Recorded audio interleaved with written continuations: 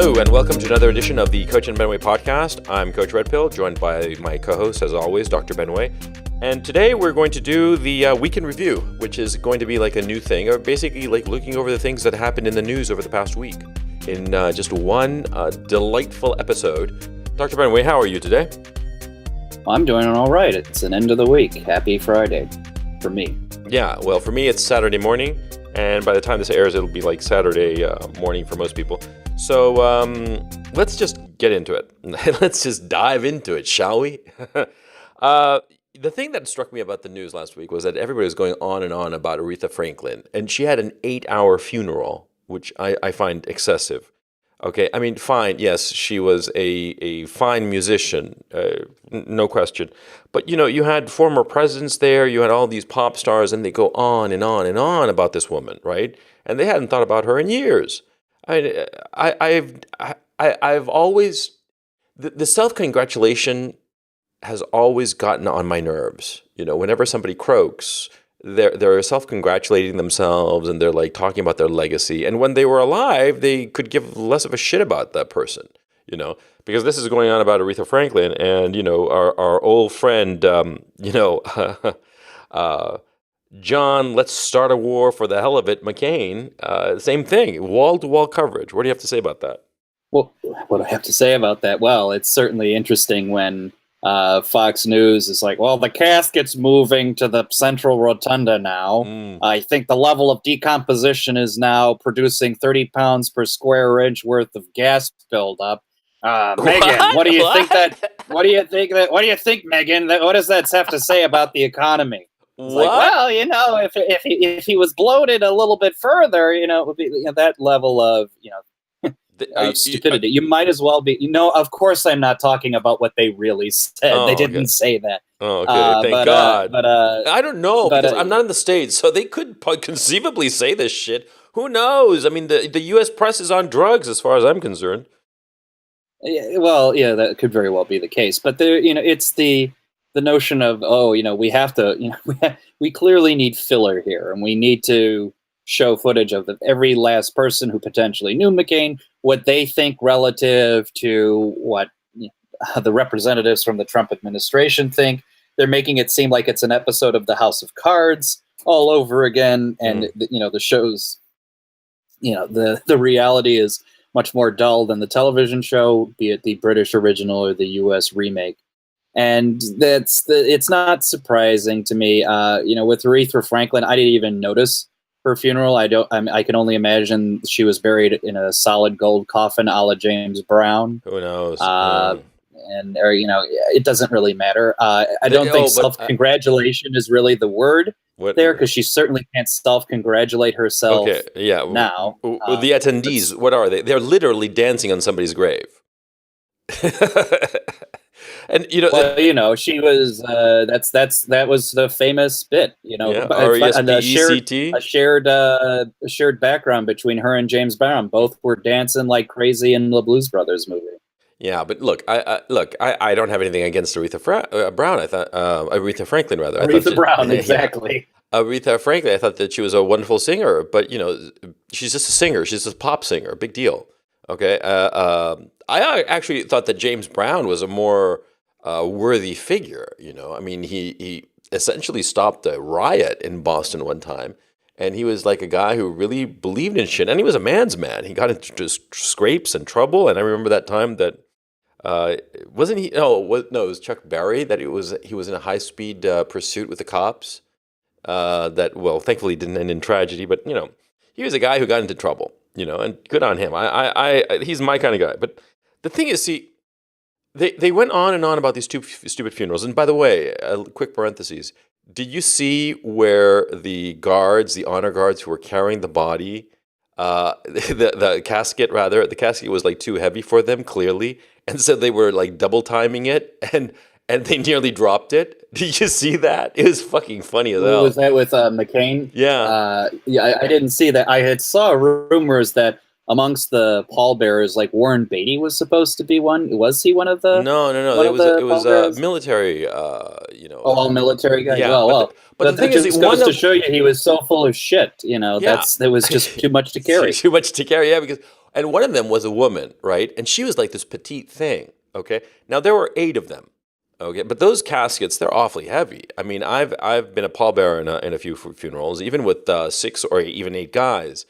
Hauling a casket, it's no easy feat because it's the body itself and the fluid that they use to replace the blood. For the purposes of whatever, it's heavier and denser than the blood that it replaces, and so the body is substantially heavier, and the casket in and of itself is heavy as hell. I mean, and it's an awkward position because you're all like, with one arm kind of thing. And so anyway, the point is, see, I'm thinking of something that happened to me when my uncle died. This happened almost 30 years ago. He died of leukemia, poor thing. He died young. And I was one of the pallbearers. And, we took him to the cemetery, the mass and the cemetery, and took him there, right? And in Chile, at least, what you have to do as one of the pallbearers, you have to take him from the vehicle to the hole in the ground, okay? And it's set up so that you put it on top there, and there's like a machine that rolls it down, okay? And all very formal and stuff like that. But I was carrying my end, okay? And I tripped and I nearly dropped him. And it was funny as hell. And like, we all had a laugh about it because, it was an icebreaker kind of situation. But the point I was thinking, I was watching this thing and I was reminded of that episode. And the thing is, see, one of the people carrying McCain was this woman, and she was clearly not up to the task. I mean, she was huffing and puffing. And because of it, the other 7 were like having to pull up more of their weight. And I thought that there was a metaphor there. But anyway, I'm rambling about this thing. I'm a little bit punch drunk. If you're going to have to forgive me, dear listeners. But the McCain funeral, I thought it was just like on and on and on. And I saw all the op-eds. And every single op-ed in favor of McCain is basically a Democrat and using McCain to bludgeon Trump and the Republicans as hard as possible because we're basically starting the midterm elections. You've been following that nonsense? The midterms or the op-eds? Both. Not so much the midterms. Op-eds, a little bit. I mean, I know exactly how they're going to sell it. It's like, John McCain's true patriot, believes in the real things. Where are the real Republicans? And when that's coming from a Democrat, that's just saying, where are the people who can more easily lose to us? I don't understand. Why aren't they on the front runner? It's like, well, maybe because they're smarter than you now. But needless to say, there's that. I'm sure Jennifer Rubin, her Democrat or Republican 5th columnist or Democratic 5th columnist amongst the Republican crowd saying like, I hate everybody who's on my side, but I'm really a Republican. Yeah, exactly. I don't know why. I mean, she's clearly a 5th columnist. I mean, because she might claim to be conservative. She's not. She talks like a Democrat. She talks like a liberal Democrat. And she actually, as a matter of fact, put up an opinion piece at least on the Friday Washington Post, basically saying that there were only 3 men who were at McCain's funeral who did not deserve to be there. And, it was Mitch McConnell and Mike Pence and I forgot who else. And she basically said that the only man up to the task of, comparing himself to John McCain was George Herbert Walker Bush. Which basically says that I guess that George Herbert Bush is now a Democrat, for crying out loud. Because, what the fuck, right? So anyway, the whole McCain thing and the press using it to bludgeon the Trump administration, because we're in the straightaway to the midterms. Because we got September and October and the first few days of November. So we basically have about 10 weeks moving forward. And I think that these 10 weeks are going to be very, very interesting. Because it seems like a whole bunch of things are happening. And we're already starting to see that the Democrats are basically doubling down on the super hyper-liberal candidates. How do you think that's going to play out? Well, I mean, I honestly can't tell you on a couple of fronts. It's certainly, if they play harsh left-wing candidates in the safe districts, they'll probably still win, right? And they'll change the tenor of the Congress, certainly for the greater amount of entertainment, from my perspective, to hear them talk. And it's not really talking, it's more screeching and drooling. There'll be that. Will the Democrats lose in the competitive seats? I honestly don't know at this time. I don't know about the current enthusiasm on our side, whether or not we'll still get people to get their asses out on the streets. It'll, it's kind of TBD at the moment. Yeah. But there'll certainly be some interesting left wingers winning, and there, like I said, it's going to, if you're in Congress these days, you're going to have a front row seat to internet insanity. Yeah. A la Jim's Page. Yeah. Well, it's just going to be congressional insanity, which I think should be a new series of videos he does. I will certainly be entertained no matter what. And it does remind me, with regards to, what's floating in the ether. I think you pointed out to me a couple days ago that it was released that I guess that Governor Cuomo, tried to, if not necessarily deflect, but certainly deprioritize attention to the Harvey Weinstein investigations at some point in the past. And you turned around and said to me, Cynthia Nixon's going to be governor of New York. Yeah. I don't know one way or the other if she will, but it certainly doesn't make him look good. No, it makes him look really bad, as a matter of fact. Because it basically looks like he was taking a payoff to make an investigation go away, which is perfectly within the realm of what Harvey Weinstein would have been used to doing, of just using his law firm to pay off a sitting governor to make something, a sitting governor that he was friends with, to make something go away. It just seems. You know what? It surprised me about it. You know what surprises me about the whole thing? How little money it was. $25,000. Less than a car. To make a criminal investigation go away. I mean, shit. And I thought it'd be at least six figures. You know what I mean? Well, he's probably limited to how much donation he can make in official, setting relative to that. I think I can easily envision how the Cynthia Nixon team can play it, which is to say, look, part of the Hollywood producing evil that's out there thinks it can affect everywhere. What great fitting drama it would be that an actress who survived the casting couch calls of all those years working in entertainment can seize from the big bad misogynist from the grimy hands of male privilege and rescue New York from the corruption of this, that, or the other, and Me Too and all the bullshit. Yeah, that's certainly how they could play it. I don't know if they have been playing it that way. Who knows? It's certainly something that could get press attention more so than, well, we might as well go to socialism, which this feels like the tone of Cynthia Nixon's campaign. It's like, well, we might as well do it. yeah, exactly. Well, here's the thing that I'm thinking in the midterms. See, like say for instance, take the New York gubernatorial race as an example. If Cuomo has a scare and Cynthia Nixon comes close to pushing him out of office, what do you think how do you think he's going to play things later? He's going to, pivot more to the left, if only to, head off any potential future challenger. So I think that in the midterms, the Democrats, as a party, they're just going to swing farther left, because even the ones who remain are going to be thinking, shit, if I don't pivot more to the left, I might get a challenger. I might get wiped out in the next election. So it would be smart for me to pivot left. When is the primary? It feels extraordinarily late. I don't know. On the New York governor side. I got to look this up now. Here, to speak entertaining thoughts and beautiful, sweet nothings to the audience while I look this up. I'm dreaming about a unicorn right now, but while I dream about a unicorn, I'll talk about a couple of other races that are interesting to me. There's the Beto Cuevas race for Senate in Texas. He's running against Ted Cruz.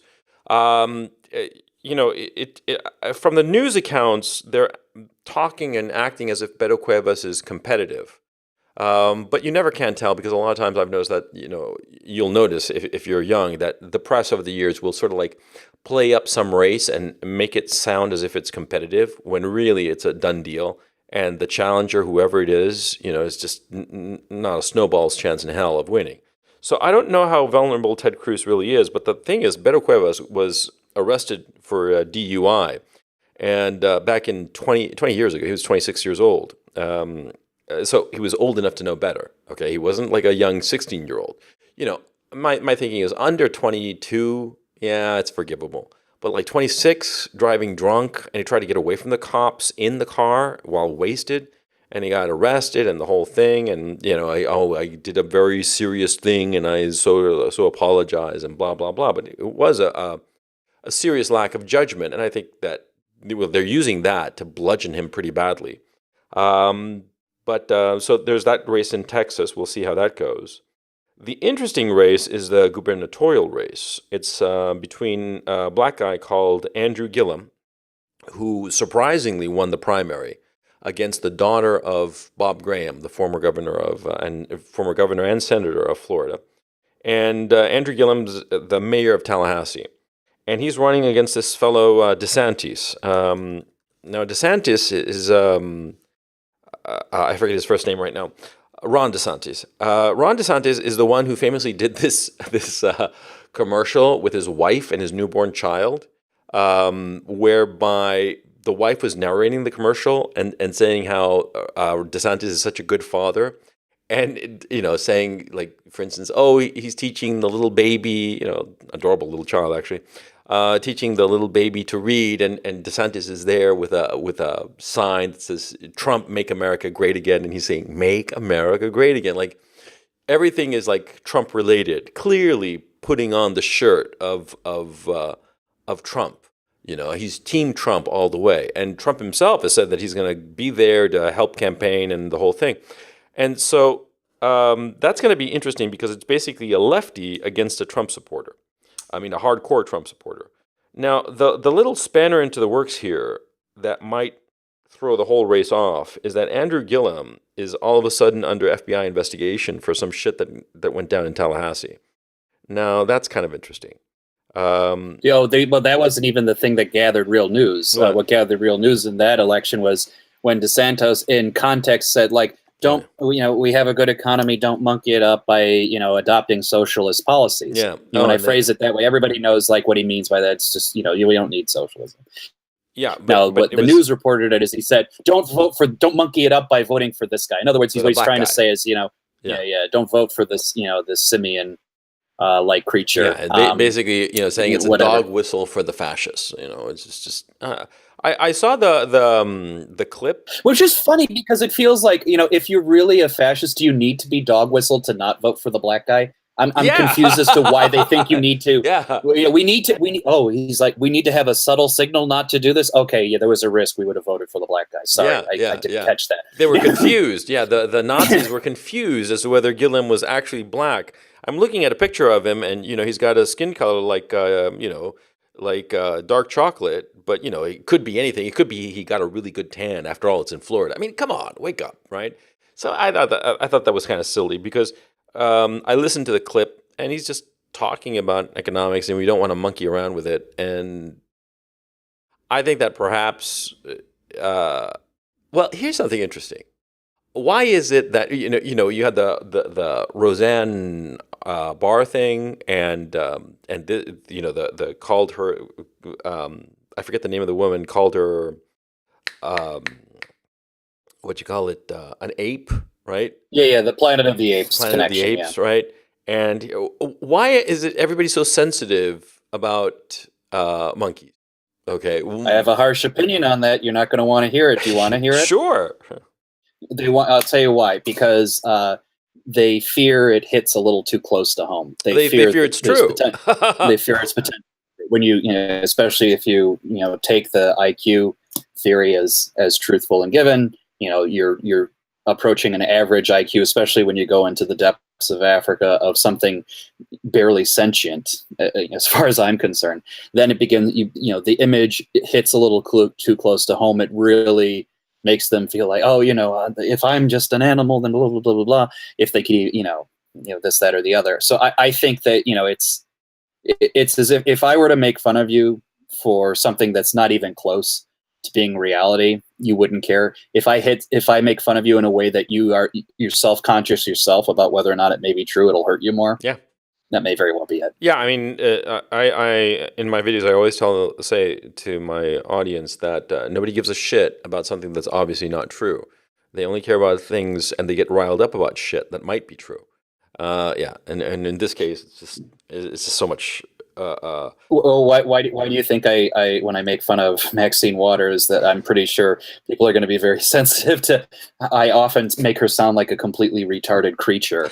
Well, partly because she is, but independent of that, I think it's the same idea. Well, I disagree with you. I don't think that she's retarded. I think that she's a very crafty old woman who has been able to position herself very well for 30, 40 odd years or something.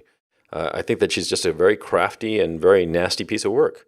That's my Well, thinking. I think the strategy that she's employed is pretty easy to understand for even people of lesser intelligence, which is use the race against you, against others who try to criticize you, and make money where you can, Yeah, when you can, and how you can. I yeah, mean, it's a very simple strategy. Every politician has done some variation on that since yeah, human beings climbed out of the primordial soup. yeah. Not a shock to me. No. It's not like it's not like if she were really clever, it'd be one thing if like, oh, she invented the microchip here, or she. Oh, that's the other thing. This is tangent but related, because there's a new movie coming out on I think the Neil Armstrong, the Apollo 11, and Oh everything. And yeah, I heard about that. oh, we can't have we won't have the scene with the flag because it's That was improper, stupid. whatever. And it reminded me how we're switching recently away from we talked about it before, how I like Tom Wolfe, and I like the movie version The right stuff. Yeah, of stuff, and that is so goddamn, in a good way, American nationalism, patriotism, heroism. yeah. The thrill seekers, what have you, and then you get movies. Recently, like this one, where they're trying to hide the flag, or even though my favorite is a few years ago. I don't even know the name of it, but they try to say that, well, secretly, what got us to the moon were a few black women Oh yeah, in Hidden Figures. Yeah, hidden figures. They were hiding in the back room doing some parabolic course yeah, estimates, and that's what really got us to the moon. So yeah, try to jerk me off a little easier next time. yeah. You're trying to take a little bit too much skin on how hard you're trying to how You're hard you're just trying to jerking me paint. off too hard. Yeah. Yeah, exactly. Uh, Exactly. I mean, that's an interesting trend, and I guess why did what was the context which brought that? Yeah, because Maxine Waters. It's like she didn't even get some asshole to the moon. All she did was like figure out that there's money not tied to the floor. It's Yeah, mine. and by the way, parenthetically, I don't quite understand why they didn't have that scene of planting the flag, because that's like a natural climactic moment. Okay, when they plant the flag, it was a successful mission. Nobody died. They got to the moon intact, and everything is systems go. It's a climactic moment. Why would they remove it?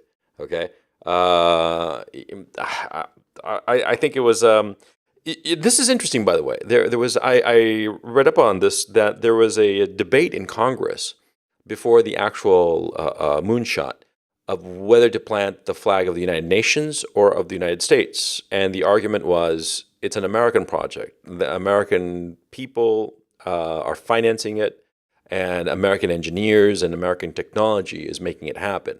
So it'll be an American flag, even though the United States will deliberately not claim any kind of territorial sovereignty over the moon, which I think is retrospectively the absolute right call. It's a symbolic and empty gesture, in a sense, of planting the flag, because it's not claiming it for anybody, except claiming it, quote unquote, for mankind, which is just empty rhetoric, but very nice rhetoric. And legally, it leaves the moon as it should. It's just a thing of common humanity that nobody really owns it, right? And yeah, the people who actually did it should plant the flag. If it had been the Soviet Union wouldn't have had no problem planting the Soviet flag there. So the fact that the movie doesn't have that scene, I think, is very indicative, and I think that they're going to get into storm of trouble because of it, because it just looks bad. These kinds of movies, they're supposed to be patriotic and heroic. That's the whole point. That's why people go to see them. Exactly. Like, in fact, my eyes may have been deceiving me, but as I was scrolling through Twitter earlier today, I thought I saw someone reference Chuck Yeager, who's still alive, by the Yeah, way. he's a tough guy. It's amazing to me. Yeah. Yeah, it's amazing to me he's still alive. But he basically said something to the effect that, the way that people were talking about Neil Armstrong, he's like, that's not the Neil I knew. Yeah. You know? Yeah. I mean, and these guys were intimately aware of each other, Yeah. Yeah. and everything. And the last man standing, and all you need is a few choice words from the guys who's still alive to say "fuck this noise," and this thing will be tanking in like nobody's business. Yeah, I think that's the issue, because they totally misjudged the audience for this. What, you think some fucking hipster from Brooklyn are going to go and see this fucking thing? No, it's the heartland. It's like, Apollo 13, I thought it was a fantastic movie, by the way. I think that Apollo 13 was the pinnacle of Ron Howard's career, and a really extraordinary picture, because it doesn't do anything novel with the form of filmmaking, but it does everything exceptionally well. It is exceptionally well crafted, well made, well directed, well paced, well acted. It just feels solid as a rock. I mean, retrospectively. You look at that picture and, yeah, of course, it has famous faces. But if you sort of like blank out those famous faces, it feels real. It feels like it's like they were there, like they were actually filming this shit. And it's incredibly dynamic and interesting every step of the way. And it is undoubtedly jingoistic and heroic. There's nothing wrong with that. There's nothing wrong with making patriotic propaganda. Battleship Potemkin is patriotic propaganda. There's no trouble with it. As is Alexander Nevsky. Yeah. As is Yankee Doodle Dandy. Yeah. As is, in its own kind of convoluted way, Casablanca. Yeah. Yeah, absolutely. Casablanca is a fucking B movie. Yeah. Meant to stir the war effort and everything. Yeah. Of course you can have all of this overlap. But I'll tell you my dirty little secret here. I've never actually seen Apollo 13, the movie. You haven't? Gasp. I know, I never have. It's not from like, disgust with it or anything. No, it just never came out. Yeah. You're missing a good picture. A good picture. Because it was this period that Ron Howard had in like the late 90s. He did Ransom, he did Apollo 13, and it all started to go south with the Russell Crowe picture where he saw visions. A Beautiful Mind. Beautiful Mind. Then that was just like stupid. And that was the one, paradoxically, where he got the Oscar for Best Director. But no, Apollo 13, it is truly a great picture. It's a picture that I haven't seen it in many years. But I saw it. I've seen it multiple times, and it just works. It has a huge cast of characters that are actually doing things simultaneously, and it works. It works very well. And what's interesting is that the people who were actually on Apollo 13, one of them died of cancer. Shortly after the incident. But the others, they talked about it. They said that it was accurate. The only thing that they gussied up a little bit of the internal tension of the crew members. Yeah, because it's a Hollywood picture. You got to have a little bit of drama somewhere. It can't be like these monotonous voices that are totally cool and in control 24/7, because then it makes a boring movie. But other than that, well, to me, there's a little detail, and this is like the kind of little detail that I'm sure you'll never see in movies again, which is. And I heard about this, so you'll have to confirm for me, is that I think there's a scene in that movie where they say, look, here's a situation to the NASA scientists on the ground. This is fucked up. Here's what they have. Go figure out a way for them to fix it. Yeah. And they just kind of go off and they say, okay, here's a gerrymander or jerry-rigged solution to the matter. And like, to me, that's just, the whole point of the NASA ingenuity and know-how was to do shit like that on the fly, run with it kind of thing. Exactly. And to me, that's the epitome of, in a weird way, American heroism right there. It's like, okay, pragmatic, you're fucked. Here's all you have. It's like, pull a MacGyver out of your ass kind of situation. Exactly. No, it's actually a very, very good scene. That scene. It's about air filters. And you understand the tick-tock approach and why it's so important and everything. And it's, if you step back and think about it, it's kind of complicated and kind of hard to explain. But the movie does an excellent job of doing it. Kenneth Turan, the famous film critic of the LA Times, he loved the movie, but he criticized one scene.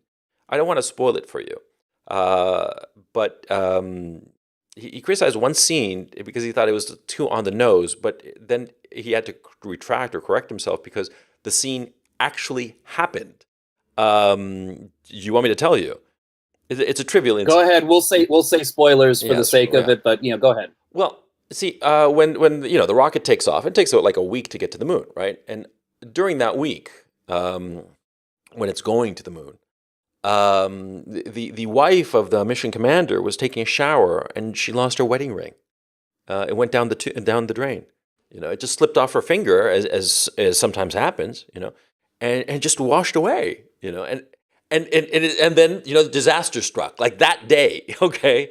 And it sounds so on the nose, but sometimes life is like that. Sometimes you get these weird things that happen that are so on the nose that you're like, holy cow. And Kenneth Durant said that was, that was too Hollywood. And then he had to just walk it back because it was true. It was funny.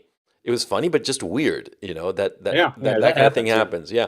And also, the another thing that was sort of like on the nose was it was called Apollo 13. And they made a joke about it. I mean, the characters in the movie, they're like, oh yeah, before they went, they were like, well, we walked under a ladder to see, and cross the path of a black cat, and they were just joking that was stupid, and yet that was the mission that nearly killed them. It's really interesting that I find it fascinating how sometimes very random but indicative things can happen, and they are. If you think on the one hand, they can be coincidental. On the other hand, they just seem too on the nose, too perfect, the circumstances are just too perfect. But then again, thousands and thousands of events happen, millions, billions of events happen during the course of any 2 weeks, like in this situation.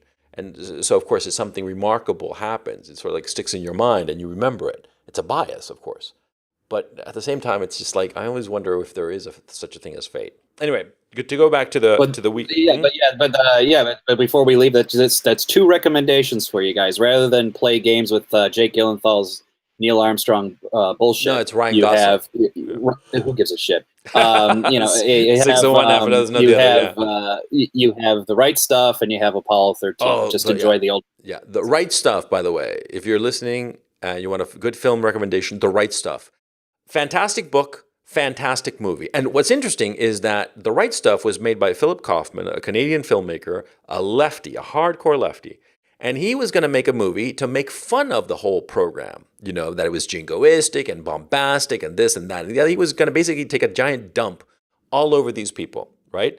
And he started getting into it, and he started to realize, because he was an honest man, an honest artist, he started to realize how truly heroic these people were. These test pilots were. I mean, truly heroic. And he sort of like snapped out of it and made the best picture of his career.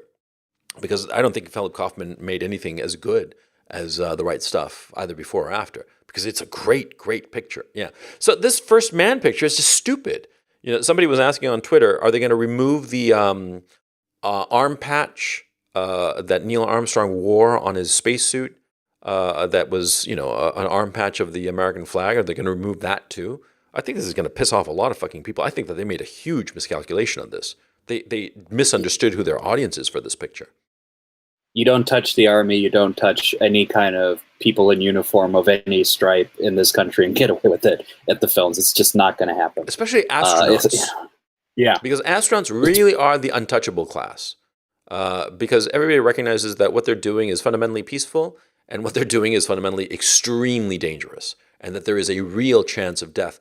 I think it's because of the Apollo 1 fire and those 3 men Gus Grissom and the other 2, whose names slip my mind right now, who died in that fire they were doing a test, an exercise basically, and they were supposed to be the first crew to go to the moon on Apollo 1, and their ship burned on the ground because the oxygen mix was too high. Yeah. That's, from what I remember. Yeah. Of the situation. Yeah. Yeah, and there was a short circuit in the capsule, and there was arcing, and that arc caused the oxygen to light up, and they all died because they didn't have any kind of quick escape. And poor men. I mean, they're tragic, right? And so there was real stakes involved. I mean, quite apart from the issue of the Cold War. And so what's interesting is that this is the problem with fucking the arts nowadays. They are injecting political bias and misunderstanding who their audience is for a lot of this product. and they are screwing up their own business. It's remarkable. I find it really remarkable that they are fucking up the different cultural artifacts, like comic books, like movies. I think it's just insane. But what do I know? Well, that's a continuing trend of level of insanity and doubling down on the insanity, doubling down. Yeah. And even if they make a mistake or they, people call them out in obvious ways, they'll still, figure out a way to say, fuck you, I'm right. Yeah. Not unlike is a slight segue, but CNN's doing that right now. I remember basically they put a story of all people who wrote it. I think it was Carl Bernstein. Fill me in on this because I don't quite get it. What the hell happened?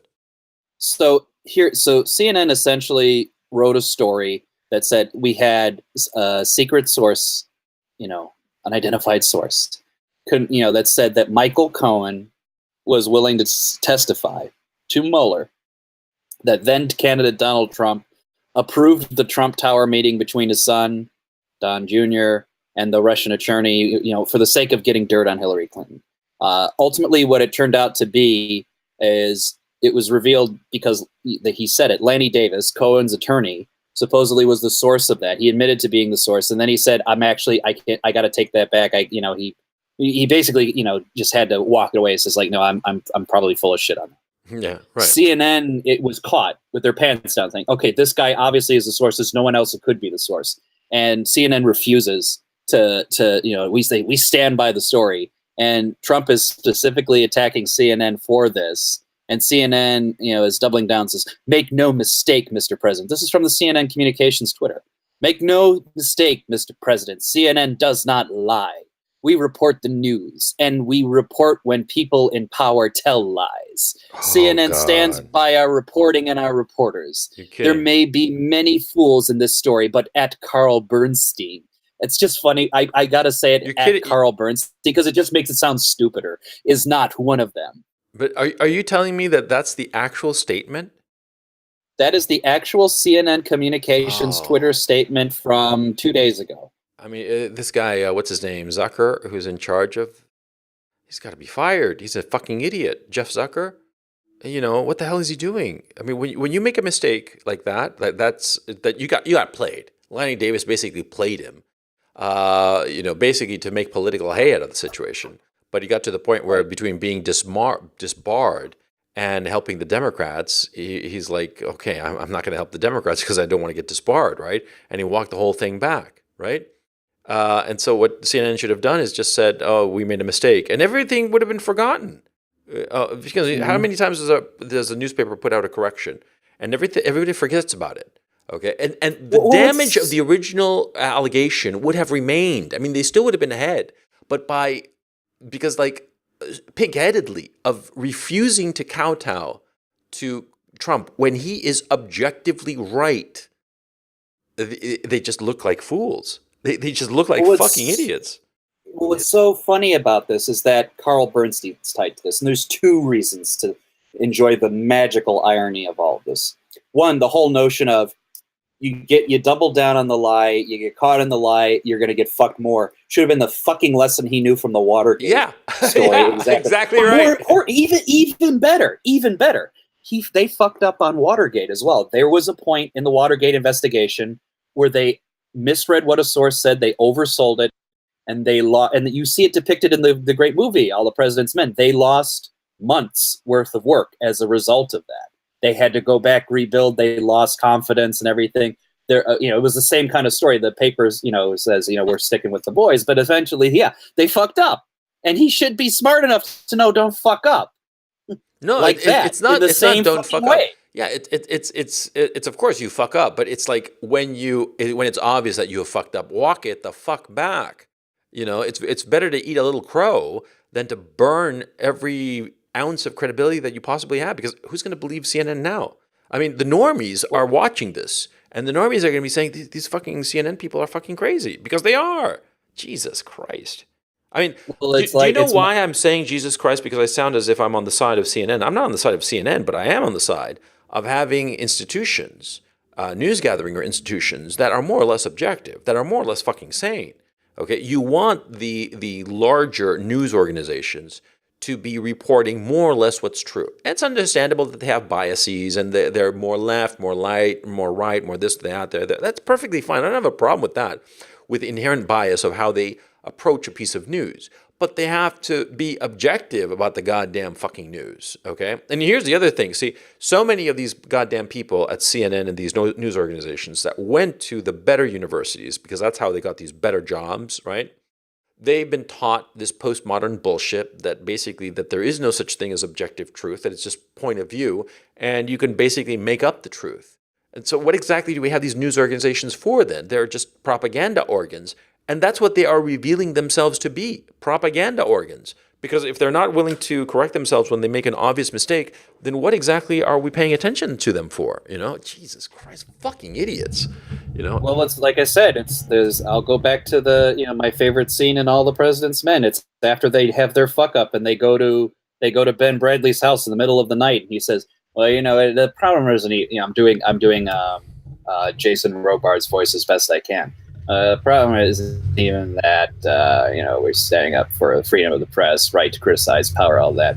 But the thing is, if you two fuck up again, I'm going to get mad." And this is them fucking up again. So Ben Bradley's corpse is going to come out of his grave like zombie-like and eat Carl Bernstein's brain because he said, "You fucked up again, and now I'm mad." Yeah, no, I think it's absurd. It's just stupid. Jesus Christ! I mean, that's the thing. See, Carl Bernstein is a big wheel, okay? I mean, he's been in the public eye for going on 50 years. All the President's Men and all that shit, right? Ditto with Bob Woodward. And the thing that I find remarkably interesting is that hubris always gets you in the end. I think that's the problem. Hubris, arrogance, call it what you will, that they forget the lessons that they themselves taught the previous generation, Nixon's generation. They taught that lesson. Never, the cover up is worse than the crime, and they went and did the same fucking thing. But based on the same emotion, hubris, arrogance, the notion that they could just gut it out and that they were so special that they'd get away with it. It's the irony. It's so delicious. I mean, this should be turned into a movie.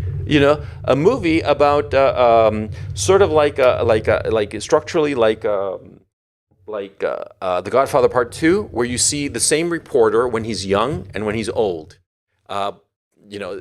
doing the same mistakes. I mean, the young reporter catching a politician, and the old reporter, who is the same man, doing the same mistakes as the old politician. There should be a movie like that. That would be actually interesting. It certainly would be, but you need an industry and a honesty that is sorely lacking in our cultural institutions, and they'll never touch it. It would make a fantastic story. It won't be made for a while, though. So let's keep that script in the back trunk, and we'll dust it off when it's time. Let's hope so, because it actually, it really would make a wonderful story of seeing how an old man full of arrogance and privilege, and just, an arrogance and privilege that he got off the back of the work that he did as a young man, the work he did as a young man of exposing the arrogance and hubris of a public official. He himself is brought down by that arrogance and hubris. That's fucking interesting.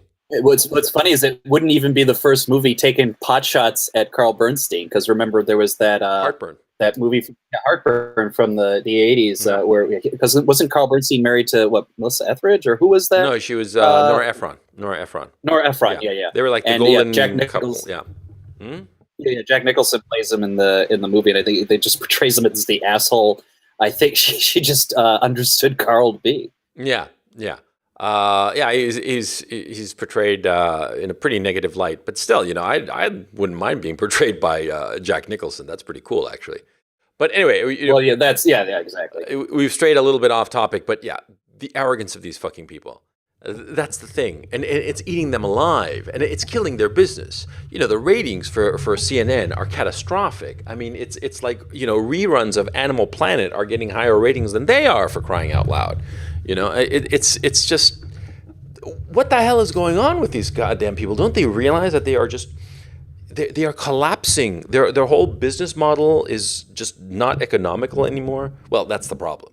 Their business just doesn't work anymore, and they're desperate, and they're doing everything possible. Sorry, sorry to. Did you hear about NBC? The NBC producer who said that NBC brass deliberately tried to spike the Ronan Farrow story on Harvey Weinstein. I did see that. Yeah, I did see that. fucking interesting. Did Harvey pressure them, or did they just do it on their own regardless?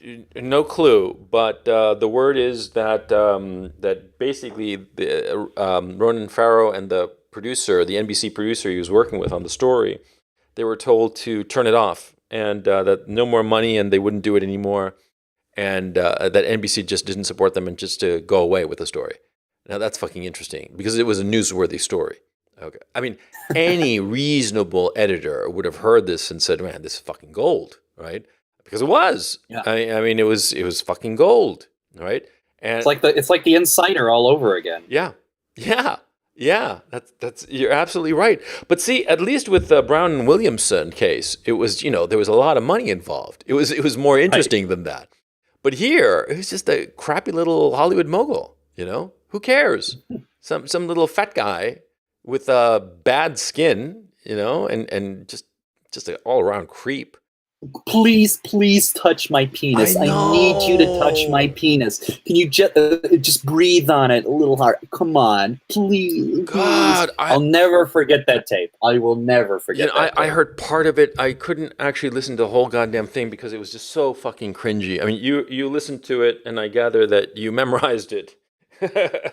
Because I listened to just parts of it. I memorized the sentiment. I don't know that I exactly got it word for word, but I know the tone of the video. Yeah, pleading. I mean, I can't believe it. It's just pleading like a. That's the worst part. That these stupid women wound up fucking this guy. He probably pleaded with them, like, please, please, please, please. How sad! Jesus Christ! I just find that I don't get it. I find it just too sad, too ridiculous, too whatever. Well, what's interesting is that think about it just from a perspective of a rational producer, right? Regardless of your motivation for potentially censoring this story, think for 2 minutes and say, Ronan Farrow is kind of close to getting, Reporter of the Year, Man of the Year, given his reporting. A lot of attention on it, big headway everywhere. What is the thing I can do to embarrass me in a very obvious way to make it seem that I'm being influenced? Oh yeah, I will stop them. That's what I need to do. No, you're messing up the timeline there. Because you have to understand, Ronan Farrow at that moment, it was a low point in his career. Because his show had tanked and he had nothing to show for it. Okay, his career was in a nosedive. Okay, so that's not quite accurate. It was because of the Me Too story that his career perked up. After all, I think he won the Pulitzer Prize over this shit, which I think is absurd. So hang on, kind of clarify? Does that mean this was put a kibosh on before it became public? Yeah. Okay. Yeah. Oh, I'm sorry if I didn't explain that properly. Yeah, this was when the NBC article, because Ronan Farrow.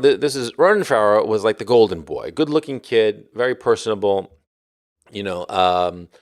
Impeccable credentials. The alleged son of Woody Allen, because now people are saying maybe he's the son of Frank Sinatra because he looks like Frank Sinatra, frankly. And Mia Farrow, his mother, is crazy enough to have cheated on Woody Allen with Frank Sinatra. And by the way, I do believe that Ronan Farrow is Woody Allen's only child, only biological child. So that's kind of interesting, because it could be that Woody Allen is simply sterile, and Frank Sinatra really is the father. Who knows? That's shit that I'm not really interested in delving into. But the point is, he was a golden boy, and I think it was NBC, MSNBC. Somebody gave him a show. I think it was MSNBC. And it was like big hoopla, big splash, big everything. And the show fucking tanked. Because he's like, one of these soy boy beta cucks, right? He's just a little fucking bitch. And I mean, like, I'm not saying this like in a derogatory moral sense. I'm talking of his lack of masculinity. He's not a man. He's just like, you know, a little bitch. He's just a gelding. Okay, he sounds like a soy boy hipster from Brooklyn. So anyway, his show tanks. I mean, really catastrophically, because apparently it was a fairly expensive show, and he was getting a fairly big salary and just a big studio and the whole shebang. It was an expensive show, and it tanked miserably. And so his career was really, he was all over the place. He latched on to his sister's allegations to sort of like, stay afloat insofar as his career really was going down the drain. And because of this very expensive failure with this show that he'd had. And so he's like, casting about, trying to figure out how to turn things around. And he latches on to Harvey Weinstein. And probably because, his mother just told him stories, because everybody knows Harvey Weinstein. I mean, I've told you in previous podcasts that, in the mid-late 90s, I was extremely peripheral in the whole Hollywood scene. And even I'd heard like specific stories of people that Harvey Weinstein had accosted, and sexual favors that he had gotten and that he had reciprocated with, press and magazine covers and shit like that. I mean, and I was a nobody, and I knew this shit back in the 90s, okay? So it was an open secret. So I think that Ronan Farrow, lighted on Harvey Weinstein as a big expose, and it fit very nicely with his whole paradigm of, what allegedly happened to his sister, which, by the way, I don't believe for a second happened anything like that, but that's another story. And he lit on Harvey Weinstein and started digging with this producing partner, right, who was an employee at NBC. And as they're digging, all of a sudden they get the word that the show is this thing is not going to happen. It's not going to be aired by NBC. And so he was at a low point of his career.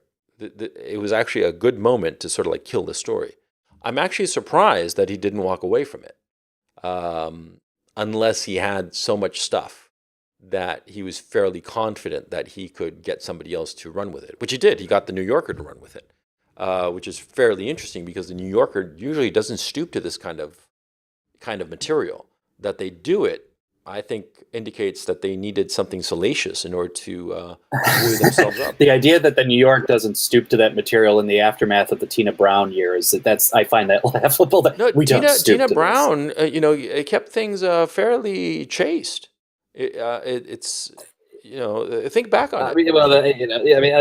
I think that may be rose-colored glasses. I mean, I think between her and David Remnick, I mean the magazine has completely gone down into tabloidism without a doubt. Yeah.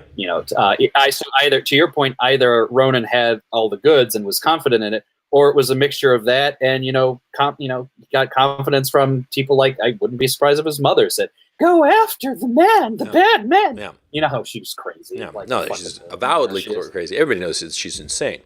So anyway, he was at a low point in his career, and it was a good time to sort of like, to drown the baby, frankly. And so I think it was actually a clever move on the part of Weinstein. I mean, he got wind of the story, and sure, he wanted to kill it. Well, too late now, isn't it? Now it's an embarrassment for NBC on top of it. It'll be funny to see how they play this one out. Oh, they're saying that that they weren't sure because they're saying that Ronan Farrow didn't have an on-the-record source, and so they weren't going to air it unless they had an on-the-record source. And they put the kibosh on flying out to L.A. to get the testimony of some potential witness because of the expense and blah, blah, blah. And they were trying to play it. No, it was... Remember that next time they make any accusations against the president, we couldn't get a source on record. Keep an eye on when they use the anonymous sources on that one. Yeah. Well, let's see how fucking consistent they really are on that bitch. Yeah, for people who don't know... which is most people because they're not in the business, right? See, an NBC, an outfit like NBC, a TV channel, would be very, very worried about antagonizing somebody like Harvey Weinstein, because Harvey Weinstein, a big-time producer like that, he controls a very large marketing budget. And it's very easy for him to simply say, I'm going to go to all the channels except NBC. And so everybody does him disproportionate amounts of favor because they're afraid of getting cut out. Even if the business that he brings is not that much, there's the potentiality that it might be more, and there's the fear of losing it, especially if your situation, your income is so precarious as most of the networks are, because their advertising revenue has shrunk drastically because there are just better, more effective ways for people to market than TV ads, which are so expensive, right? And so NBC was just very concerned about not alienating somebody like Harvey Weinstein, who controls a big marketing budget. And so that's what happened.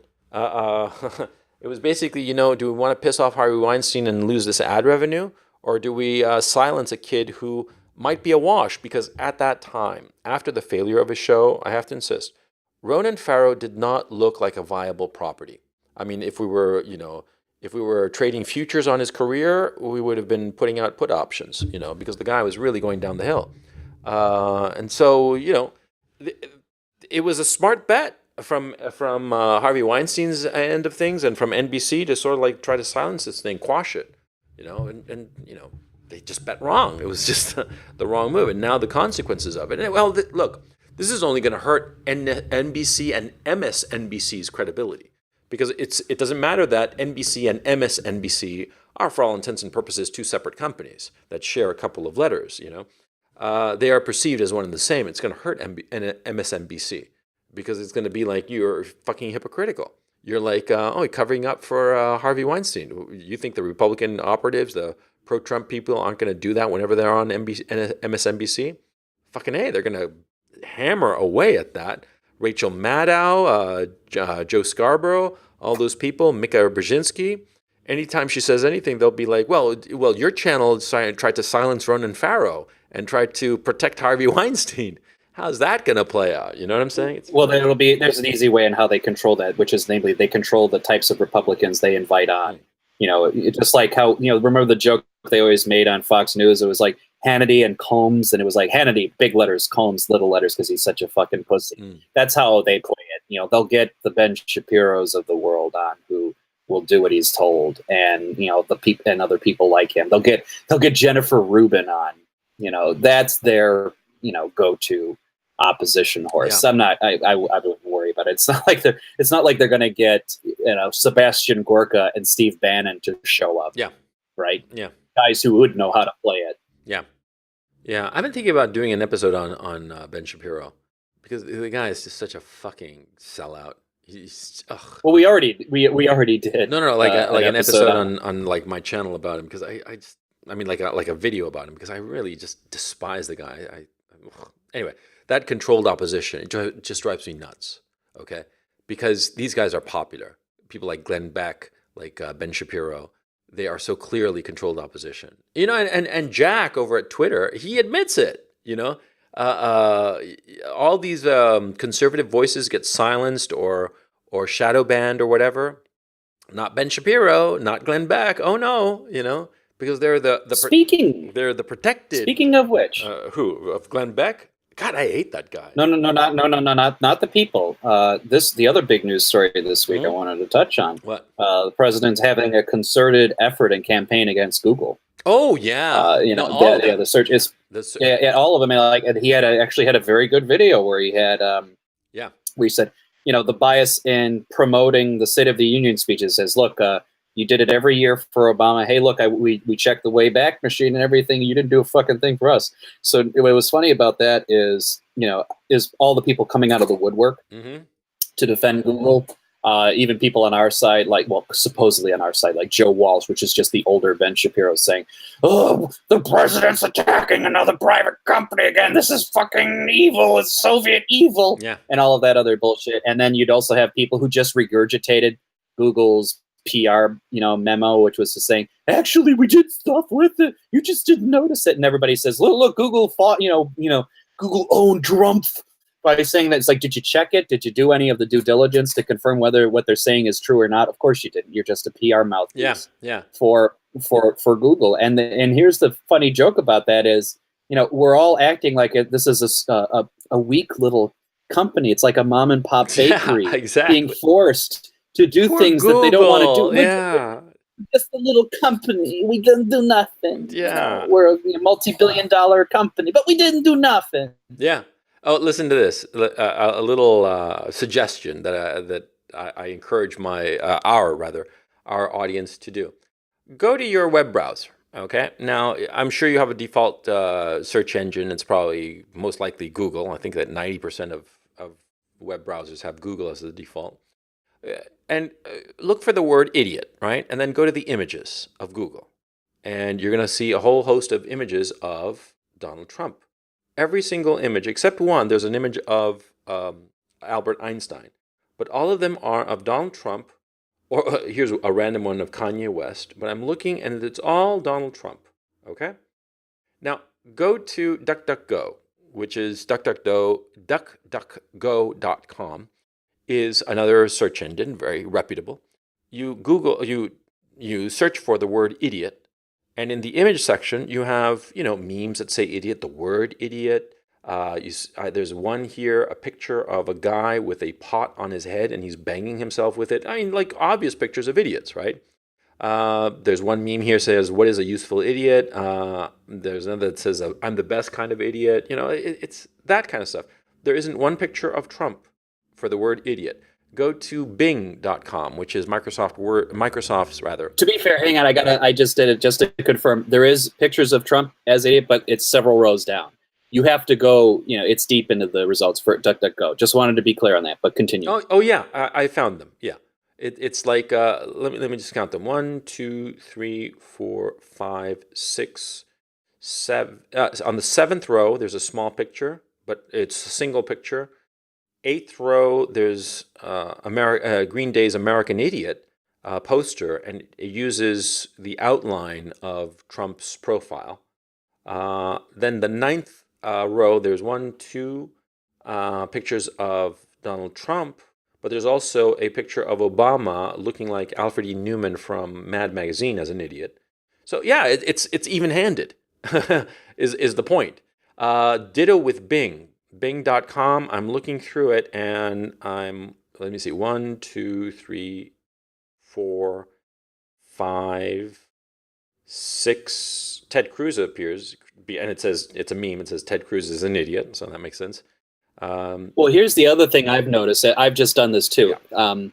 The overlap between Bing and DuckDuckGo in terms of the ranking of the hits, like the very first image is the same one for each of them, and I'm looking at a lot of like the top 10 20 results. They're more or less the same thing, but you go to Google and it's a completely different story. You do not see those results. Yeah, all Trump or the Trump sons. Yeah. And finally here it's not even American Idiot, the Green Day album, which I've actually never heard, but I understand it's all right. No, it's absurd. It's absurd, and it's clear. It's a clear bias. How come the other two don't have this? And yeah. So anyway, look, I think that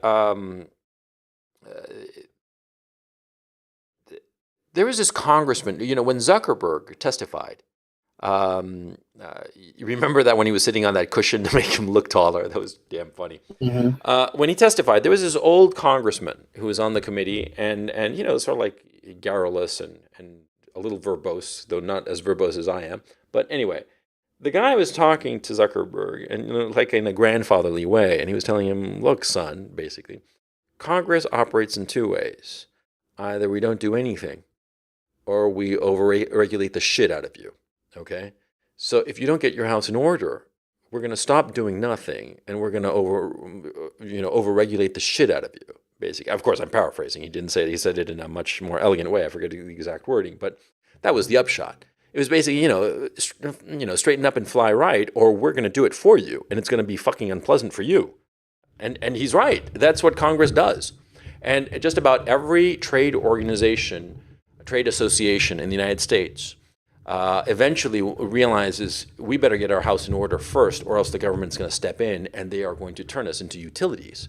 Because that's what, most private enterprise in the United States has always been afraid of being turned into utilities, of being regulated to the point where they are no longer truly a viable business qua business, in the sense of being able to, growth of income and real, growing, because a utility is They basically regulate it so that its profitability is marginal, and it just stays there static. It's dead business. That's what the government regulation of utility looks for, to create dead businesses that provide a service and are economically useless, or financially rather useless.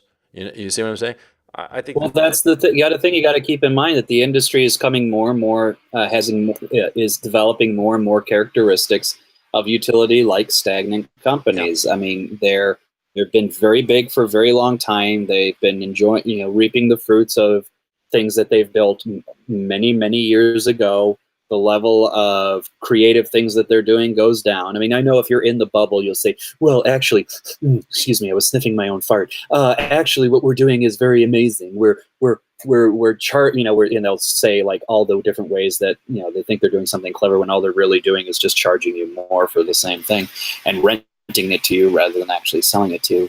And, that's, telling me that, where that industry is very much, riding its high horse, not doing much. And you know what? If you start acting like a utility would, namely that stagnant mentality, people are going to start responding you to like a utility. What's the old joke you always tell employees? Dress for the job you want. Well, if you start acting like a fucking utility, they'll treat you like a utility. exactly right. I think that they're fools. They're just begging to be made an example of.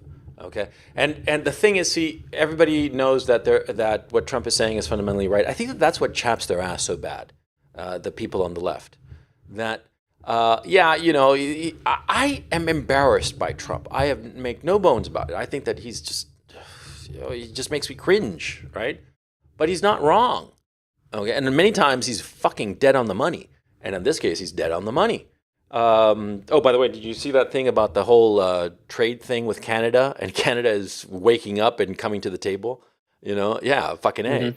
Yeah, because we got word that Trump and Mexico, like I said, remember when the new socialist presidents came in, I said, there's reason for me to believe that they'd want to work together on this. And lo and behold, they have. And suddenly, Trudeau, his eyebrow toothpaste fell off his face. And he said, oh, shit, man, we gotta really get in there, don't you know? And sorry, but we really got to do something here. And now they're like, kids showing up late to class trying to shuffle his papers. Doing all this shit. That's Canada right now. Kids showing up late to class. Yeah, Canada is well, Trudeau's a fucking idiot. I just hope he just loses in the re-election. When is it? This year or next year? I think, I forget. Next year. Yeah, I hate his guts. And I'm assuming that a lot of right-thinking Canadians hate his guts too. Oh, and by the way, Sweden is burning as the last story of this past week. There have been more fire bombings and coordinated fire bombings throughout the south of Sweden. And guess who's to blame? Let me guess. The Amish? Yeah, the good old Amish the Laplanders. people. Yeah, sure. Exactly. No. It certainly couldn't be all those lovely brown people who provide us so much strength. Yeah, and that great foreign cuisine that we enjoy so much. Yeah. Jesus Christ, yeah. Yeah. Of course. How else am I going to get easily cooked and steamed shrimp? Yeah. Can't get that on my own. Yeah. Look, I mean, in my mind, in a world where things make sense, this will bode very well for the right-wing Swedish party that's probably staged, even if they're not staged to win outright, is staged to win very big in that election. And I certainly hope they become the largest party in Sweden. I would love to see people, mop the shit out that has been stuck to the floor of that country for a long time. Yeah. And, who knows? I try to be optimistic with the Swedes. Yeah, I'm trying to be as optimistic as possible about what'll happen there. Man, they're just so fucking dumb. I mean, those fucking people, those Swedes, they're just dumb as bricks, for crying out loud. I read something interesting. It was actually a comment left on my channel that somebody said that a Swedish guy told me that the word for liberal in Swedish is good. Is the word good? They are one and the same word. And that, to go against liberalism is to go against the good, i.e. the bad. Which is actually kind of interesting, how language can pervert, well, George Orwell wrote about this, how language can pervert your politics. But, Swedes have to wake up. I think it's too late for them. And I think that they're gelded. They're gelded cucks, and they're just going to be overwhelmed. And yeah, there are some demonstrations in Germany, and they're trying to play it off that it's all fascist, blah blah, and neo-Nazi kind of thing. But the people who are protesting in I forget the name of the town. Um, uh, do you happen to? I'm looking up real quick, googling it real quick. Hmm? Yeah, unfortunately, I don't. I mean, I was vaguely aware that shit Chemnitz. was going down in Germany. Chemnitz. Yeah. Chemnitz? Yeah, Okay, got and it's New York Times says a day old story. Chemnitz protest shows new strength of Germany's far right. No, it's not a far right problem. It's a problem of basic common sense where you have a bunch of immigrants who do not belong and who are making a hash of their country.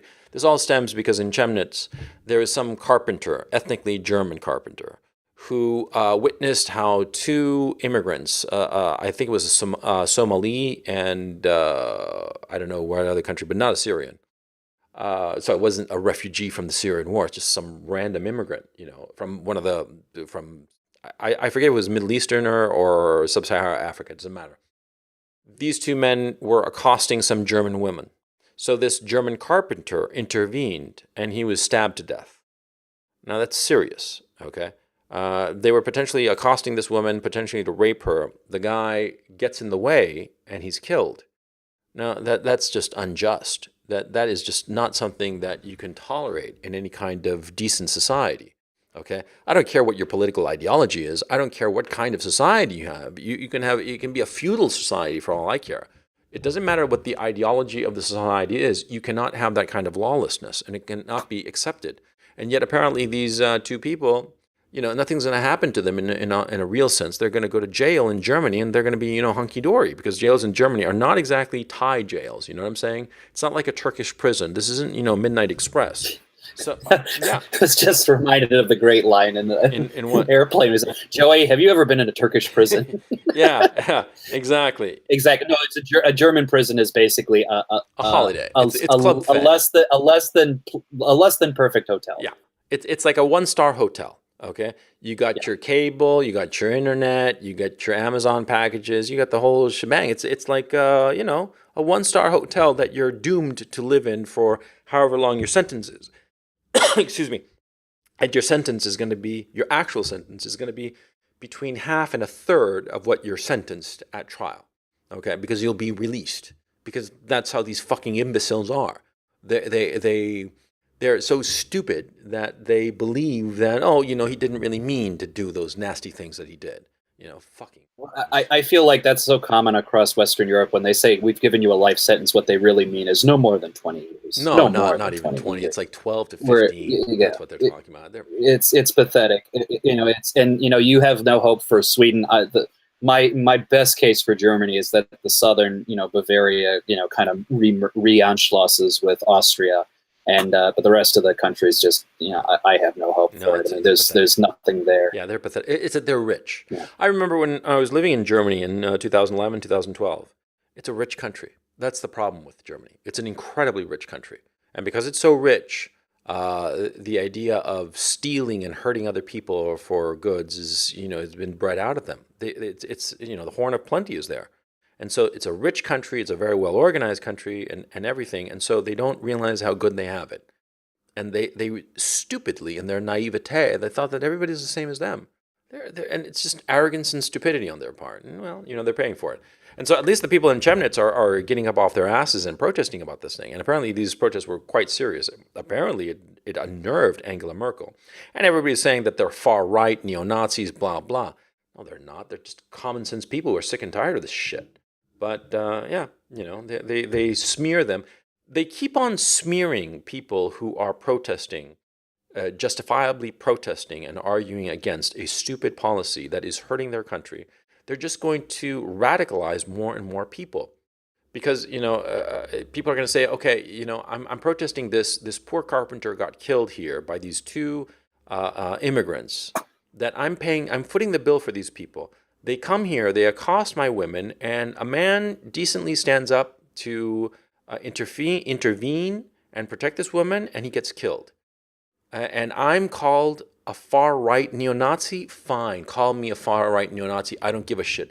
And that's how you really get people who decide, fuck it, I'm going to be a Nazi because at least the Nazis, are trying to protect me, Well, at the very least, you get a group of people who just don't care that you call them a Nazi. Yeah. You call them so many times, it's like water under the fucking bridge. Yeah, exactly. I mean, at the end of the day, it just doesn't make a difference. And so, like I said, if it does well by Germany and they stop re-electing a stupid old woman who continues to fuck everything up, good, golden. If they don't, well, you had a good run. Yeah, you had a good Fuck run. it. Yeah, go back to barbarism.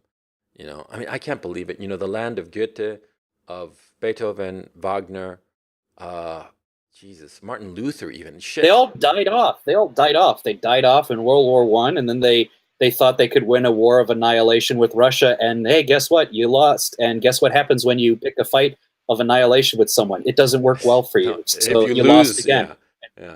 Yeah. I guess it's over. So like all of the best and brightest are long gone. In fact, a lot of Germans who are there are basically transplanted Turks, Slavs, and whatnot. Yeah. The idea of like the pure blood ethnic German is becoming increasingly rare. 100% pure Bavarian phenotype. That kind of jazz. If you take the J.D. Unwin's word for it, you usually see the catastrophe of a demographic. I mean, you usually see the true effects of a demographic catastrophe almost exactly 100 years after the event. Now, 100 years ago, we had the end of the First World War, and we're having this crisis going on, this migrant crisis. And the First World War was a catastrophe for Britain, France, and Germany, and to a lesser extent, the Belgians and the Dutch, right? And these countries, right, what are we having now? They're a lack of will and being overrun by migrants, right? Now, what's going to happen in the next 30 years, 27 years? Well, it's the period from 1918 to 1945. And what was that? Another demographic catastrophe, conceivably worse. It was the total annihilation of Germany, right? So, yeah, they rebuilt and all the rest of it. But by the time we get to the year 2045, which seems far away, but it passes, believe me, like that, like a blink of an eye. When we get to 2045, which is 27 years from now, and I think that we're going to see the disappearance of Germany. It's just there won't be any more Germany. I think that the German people will be gone. And I think that by the end of the century, well, none of us are going to live long enough to see that, but I would bet my bottom dollar that by the end of this century, by the year 2100, Germany will be unrecognizable. You know what it will look like? It will look like Zimbabwe. That's what it's going to look like. These pretty buildings, the skeleton of the old infrastructure, and just a third world nightmare. It's just going to be just so long, farewell, auf Wiedersehen, saying goodbye. And with that cheerful black pill, I joke because that's about Austria, but Austria probably will be around. Germany, well, figure it out before it's too late. I don't know. What can I say? But like you said, on that cheerful note, we're calling it a podcast. Yeah. So don't drink the hemlock just yet, because maybe next week we have more bad news to be depressed about. So there's that to look forward to. Okay, so it's like I'm sure people are interested in hear what we think about recent things, and at this point, if you think, not too good, we don't think too well on those things. Yeah. Besides that, Mrs. Lincoln, how was the play? Yeah, exactly. Yeah, I mean, dear audience members, if you haven't figured out by now, we're just two black-pilled motherfuckers. I should just go coach black pill and just get it over with. Dr. Benway is practically the Kevorkian, the Dr. Kevorkian of Western civilization, for crying out loud. Yeah, so I have become deaf. Yes. Yeah. So on that cheerful note, I'm going to call it a podcast. So, dear audience, thank you so much for listening to us blather today. And we hope you will join us on the next episode. This has been the Coach and Benway podcast. I'm Coach Red Pill, signing off for my co-host, Dr. Benway. And thank you so much. And we will catch you next time. Auf Wiedersehen.